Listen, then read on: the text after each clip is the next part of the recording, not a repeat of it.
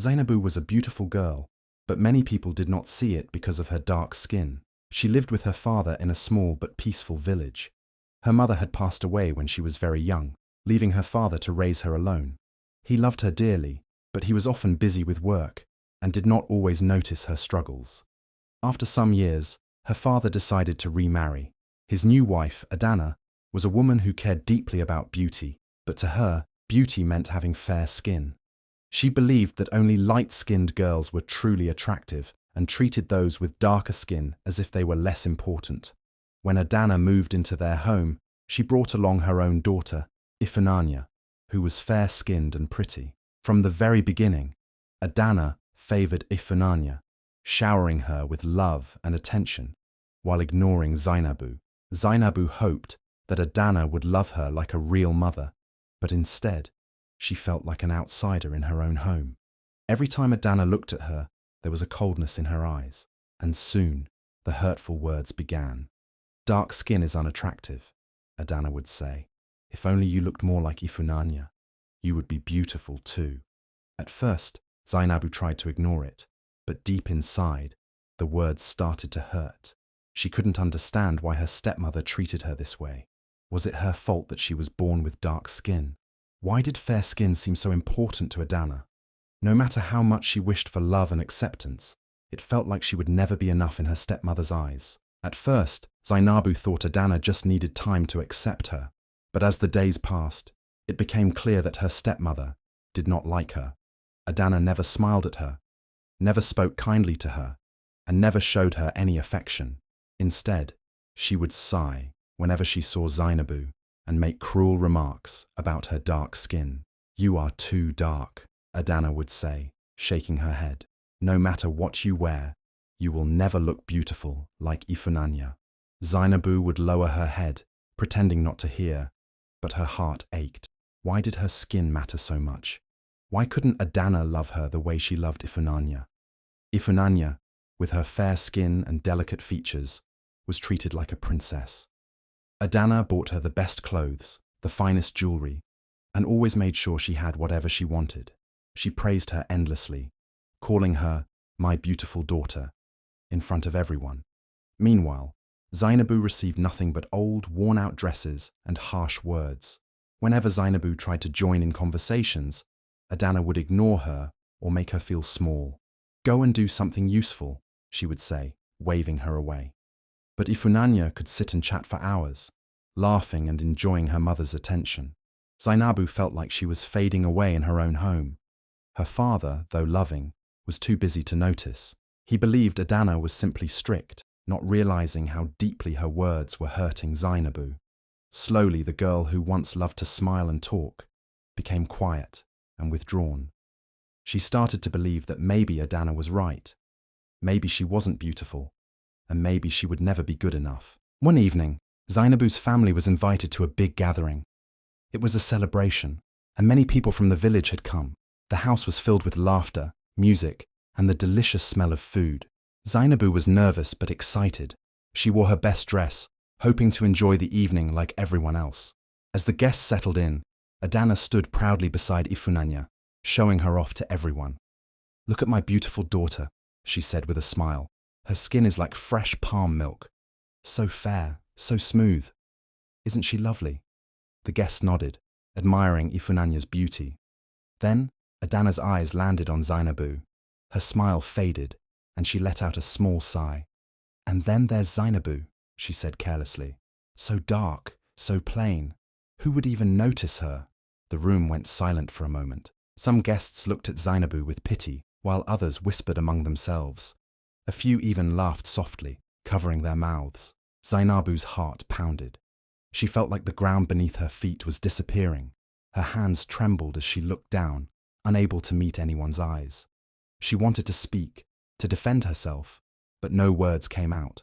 Her throat felt tight, and her chest ached. The shame was too much to bear. Without thinking, she turned and ran. Pushing past the guests, she rushed outside, her vision blurred with tears. She didn't stop until she was far from the laughter and whispers. She sat under a large tree, hugging her knees, crying softly.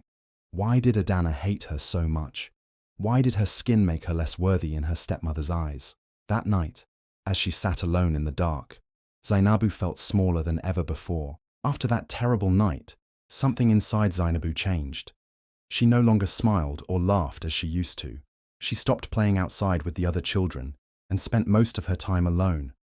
When people spoke to her, she answered in a soft, almost lifeless voice.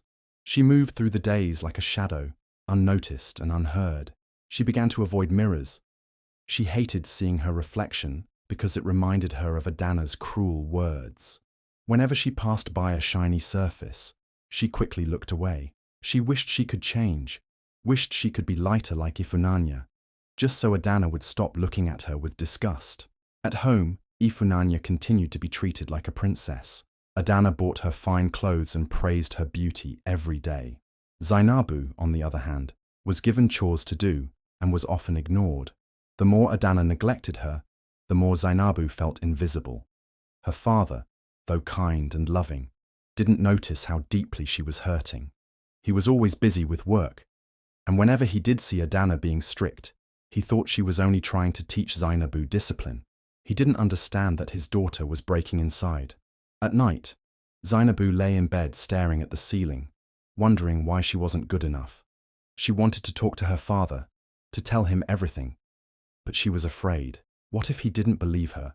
What if he thought she was just being weak? So, she kept her pain to herself, carrying it like a heavy stone in her heart. Each day she faded a little more, losing the bright, confident girl she used to be. One afternoon, after finishing her chores, Zainabu felt an unbearable heaviness in her heart. She couldn't stay in that house any longer, surrounded by Adanna's cruel words and Ifunanya's perfect smiles. So, without thinking, she walked away, her feet leading her far beyond the familiar roads of her village. She didn't know where she was going. She just wanted to escape. The sun hung low in the sky, painting the clouds with orange and pink hues. But Zainabu didn't notice. She was lost in her thoughts, her mind replaying every painful word Adanna had ever said. Before she realized it, she had reached the old part of the market, where fewer people went these days. The wooden stalls stood quiet, abandoned after years of use. Weeds grew between the cracks of the stone paths, and the air smelled of dried herbs and aged wood. She sat on a broken wooden bench, wrapping her arms around herself. "Why do you look so sad, my child?" Zainabu flinched, startled by the unexpected voice. She turned and saw an old woman standing a few steps away. The woman's face was lined with wrinkles, but her deep brown skin glowed with warmth. She had kind eyes that seemed to see right into Zainabu's soul.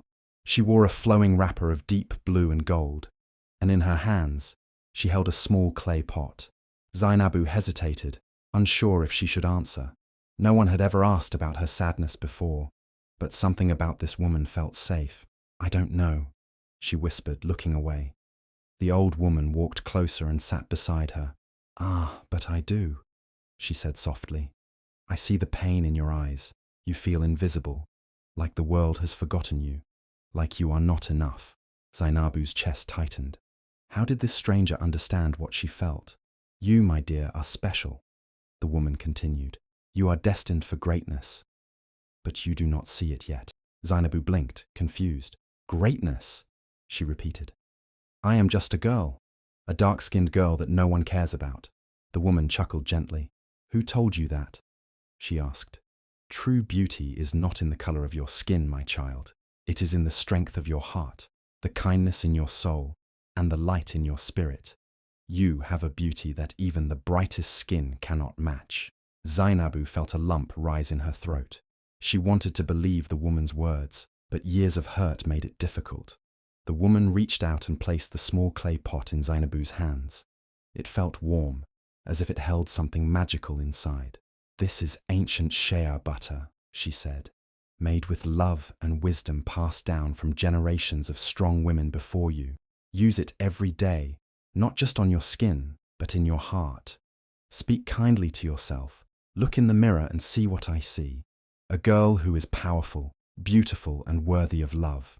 Zainabu stared at the pot, unsure of what to say. Could something as simple as shea butter really change anything? The old woman smiled and stood up. "Remember, my dear, Your beauty and strength have always been there. You only need to see it for yourself." Before Zainabu could ask her name, the woman turned and walked away, disappearing into the quiet market. For the first time in a long while, Zainabu felt something stir inside her. It wasn't just hope. It was a tiny spark of belief. Maybe, just maybe, she was more than what Adanna said she was. Maybe she could be something greater. That night, Zainabu sat on her bed, holding the small clay pot in her hands. The words of the old woman, Mama Kemi, echoed in her mind. Use it every day, not just on your skin, but in your heart. She slowly opened the lid, and a soft, rich scent filled the air. The shea butter inside was smooth and golden, glowing under the dim light of her lantern. She dipped her fingers into the butter and gently rubbed it onto her arms. It felt warm and soothing, as if it carried the wisdom and love of the women who had made it. As she applied it, she whispered to herself, "I am enough. I am beautiful." The words felt strange at first, but she repeated them anyway. Each morning, Zainabu continued the ritual. She would stand in front of the mirror, something she had avoided for so long, and instead of looking away in shame, she looked at herself with new eyes. At first, it was difficult. The voice of Adanna still lingered in her mind, telling her she wasn't good enough. But every time she applied the shea butter, she fought back with kindness. "I am strong. I am worthy. My skin is beautiful." Slowly, something inside her began to change. She walked with her head a little higher. She smiled more. She spoke with more confidence. She no longer hid in the shadows or let Adanna's words break her spirit. People started to notice. The village women, who once overlooked her, now admired her glowing skin and graceful presence. "Zainabu, you look different," they would say. "What is your secret?" But it wasn't just her skin that had changed. It was her heart. Even Ifunanya, who had always been proud of her own beauty, began to see something new in her stepsister. Zainabu no longer looked sad and small. She looked strong, like someone who knew her worth. Adanna, too, noticed the difference. She watched in silence as Zainabu walked past her with quiet confidence, no longer shrinking under her gaze. It unsettled her. She had spent so long trying to make the girl feel unworthy. Yet here she was, shining brighter than ever. Zainabu no longer needed anyone's approval. She had found something far more powerful, self-love, and with every passing day, she grew stronger, ready for whatever destiny had in store for her. One afternoon, as Zainabu walked through the market, she saw a large poster hanging on a wooden wall. It announced a beauty contest in the village, an event where young girls would compete to be crowned the fairest of them all. The prize was not just a title, but also a chance to be recognized and celebrated. Zainabu's heart raced as she read it. She had never imagined entering something like this. Beauty contests were for girls like Ifunanya, fair-skinned, admired, and adored. Not for a girl like her, who had spent years being called ugly. She turned away, ready to forget about it. But a familiar voice stopped her. "You should enter." She turned and saw Mama Kemi standing nearby, her wise eyes twinkling with encouragement. "Me?" Zainabu asked in disbelief. "But I am not the kind of girl they are looking for," Mama Kemi chuckled. "And who decides that?" she asked. "True beauty is not about fair skin, my child. It is about confidence, kindness, and self-love. You have grown into a strong, radiant young woman. Show the world who you are." For a moment, doubt crept into Zainabu's heart, but then she thought about how far she had come. She was no longer the girl who hid from mirrors or shrank under Adanna's cruel words. She had learned to love herself, to stand tall, and to embrace her beauty. Taking a deep breath, she decided to enter the contest, but in secret. She did not tell Adanna or Ifunanya, knowing they would only mock her. Instead, she filled out the entry form and prepared in silence, using Mama Kemi's advice to guide her. The day of the contest arrived, and the village square was filled with excitement. Girls from different families stood on the stage, dressed in their finest clothes. Ifunanya was among them, smiling proudly as Adanna cheered for her. Then, when it was Zainabu's turn to step forward, a gasp spread through the crowd. Whispers filled the air. "Isn't that Zainabu? What is she doing here?" Even Adanna's eyes widened in shock. But Zainabu did not waver. She walked onto the stage with grace, her dark skin glowing under the sunlight. She did not need expensive clothes or heavy jewelry. Her confidence was her crown. She smiled, not because she wanted approval, but because she finally saw herself as beautiful. The judges watched closely, and as the contest went on, it became clear Zainabu was different. She carried herself with strength, wisdom, and a beauty that shone from within. When the final decision was made, the crowd held its breath. "The winner is Zainabu." Silence. Then, a wave of applause erupted. People who had once ignored her were now cheering her name. Even Ifunanya stood frozen, her eyes wide with shock. Adanna's face was pale with disbelief. Zainabu smiled as she accepted the crown, not for the approval of others, but because she had proven something important. True beauty was never about skin color. It was about confidence, self-respect, and knowing your worth. As she looked into the crowd, she saw young, dark-skinned girls watching her with admiration. In that moment, she knew. This victory was bigger than just a contest. It was a message, and her journey was only beginning. Adanna sat in the crowd, frozen with shock. She could not believe what she had just heard. Zainabu? The winner. It felt impossible. How could the girl she had insulted and ignored now stand before the whole village, crowned and celebrated? The cheers grew louder, and people gathered around Zainabu, praising her beauty and grace. Women admired her glowing skin, men nodded in respect, and young girls looked up to her with shining eyes. Even the village elders spoke of how she carried herself with dignity and confidence.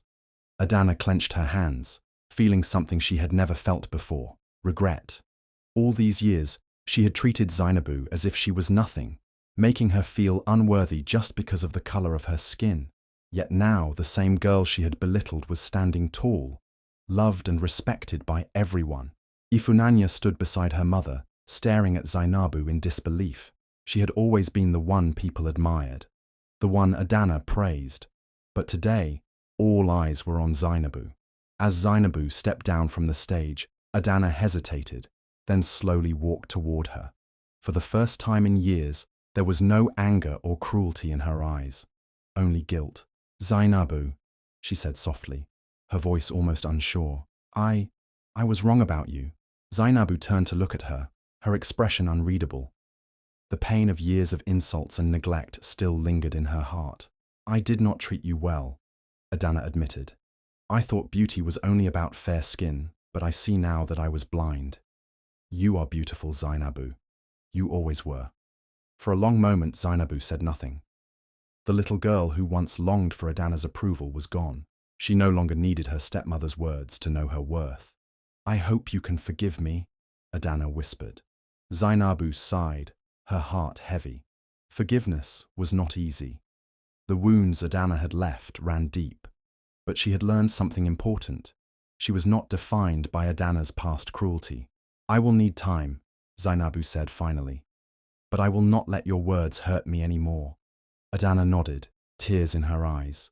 She had lost something precious, Zainabu's trust, and now she could only hope that one day she could truly make things right. After the contest, everything in the village changed, especially in Zainabu's home. Ifunanya, who had always been the center of attention, found herself standing in the background. She had grown up believing that beauty was only about fair skin, that she was special because of it. But now, she saw something different. Zainabu had no fancy clothes, no special treatment, yet she had won the hearts of the people. She walked with confidence, kindness, and grace. People respected her, not just for her beauty, but for her strength. At first, Ifunanya felt jealous. She had always been the favorite, the one her mother praised. But as the days passed, she started watching Zainabu closely. She saw how she treated others with kindness, how she helped the village children, how she spoke with wisdom beyond her years. One evening, as Zainabu sat outside watching the sunset, Ifunanya hesitated before joining her.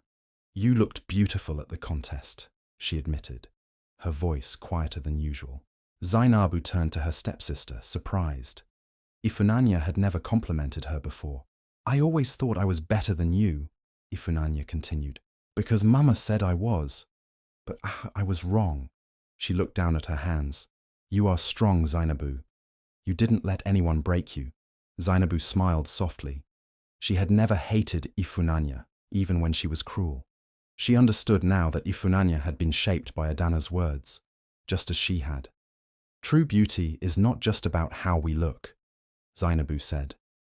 It's about how we treat others, how we love ourselves. Ifunanya nodded, realizing that for the first time, she truly admired her stepsister. Inside the house, Adanna sat alone, deep in thought. She had spent years chasing an idea of beauty that had blinded her. She had believed that fair skin made a woman more valuable, but now she saw how wrong she had been. Her own daughter had grown spoiled and proud because of her words, and she had pushed Zainabu away with cruelty. Looking at her reflection in the small mirror, Adanna saw not just her own face, but the pain she had caused. She had been so focused on beauty that she had ignored kindness, strength, and love. The things that truly mattered. For the first time in her life, Adanna felt ashamed. She knew she could not erase the past, but she could learn from it. And maybe, if she tried hard enough, she could become a better person. With time, Zainabu found peace in her heart. She had grown into a strong and confident young woman, no longer seeking approval from those who once doubted her worth. But one thing remained, Adanna's apology. One evening, as the cool breeze filled the air, Adanna approached Zainabu with careful steps. I know I hurt you, she said, her voice full of regret, and I don't expect you to forget the past. But I am truly sorry. Zainabu looked at her stepmother, seeing the pain in her eyes. She had waited years to hear these words. Forgiveness was not easy, but she had learned that holding on to anger would only weigh her down. I forgive you, Adanna, Zainabu said gently, but things cannot go back to how they were. I will not allow anyone to make me feel small again. Adanna nodded, understanding that Zainabu had changed. She was no longer the quiet girl who accepted mistreatment. She had set boundaries, and Adanna knew she had to respect them. But Zainabu's journey did not end there. After winning the beauty contest, she used her voice to inspire other dark-skinned girls in the village. She spoke to them about self-love, confidence, and the power of embracing who they were. Many young girls who had once felt invisible began to walk with their heads high, no longer ashamed of their skin. Mothers started teaching their daughters that beauty was not about fairness, but about strength and kindness. Zainabu had not only changed her own life, she had changed the lives of many. And as she stood before a crowd of young girls, speaking with pride and wisdom, she knew this was her true purpose. She had become more than just a girl with dark skin. She was a symbol of strength, beauty, and self-love, and no one could take that away from her ever again.